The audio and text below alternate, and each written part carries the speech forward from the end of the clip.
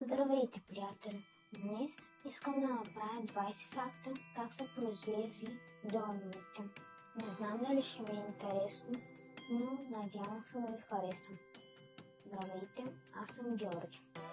И гледайте. Първият дрон се появява през 1917. Казва се Кетин Бин и е създаден като летяща бомба от американска армия. Той е управляван не с дистанционно, а с брояч на завъртанията на перката. Когато достигне определен брой, двигателя спира и дрона пада върху целта. По време на Втората световна война се използват безпилотни самолети, радиоуправляеми бомби, ранни прототипи на бойните дронове. Терминът дрон идва от пчелите. Английска дума на тутен дрон описва звука, който правят първите модели. През студената война САЩ използва дронове за разузнаване като Ромфимп, снабден с камера. В началото дроновете били големи и тежки, нужни били цели писти за излитане. През 2010 година дроновете стават масови, намаляване на цените и размерите ги правят достъпни за всеки. Производството на дрон. Процесът започва с 3D проекти. Всеки дрон се симулира на компютър преди да бъде произведен. Рамката е лека, но здрава. Използват се карбонова влакна и усилена пластмаса. Пропенерите се правят с точност до микрометър. Ако не се балансира, дрона ще вибрира.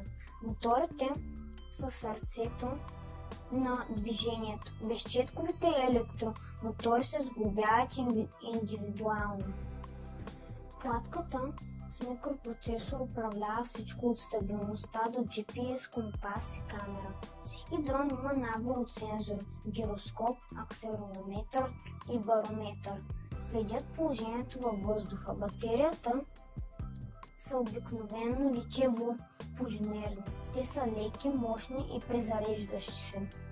Сглобяването често се прави ръчно, особено при премиум моделите. Всеки детайл се проверява на ръка. Всички кабели се запояват ръчно или машинно. Контактът трябва да е надежден, дори при силни вибрации. Софтуерът се инсталира в края. Всеки дрон получава фърмуер и настройки за конкретен модел. Камерата се поставя последно. При снимачни дронове те са стабилизирани с жироскопни гимбали. След сглобяване дрона минава тестов полет, ако не премине се връща в поправка.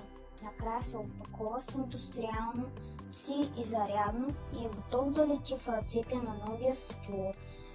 И исках днес да ви покажа как се правят дроновете, откъде са произлезли, какво правят хората, за да ги направят от военния летяща бомба до малки летящи камери в ръцете си.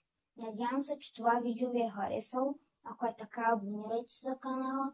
Чао и до нови срещи. Нагледайте пак другата седмица.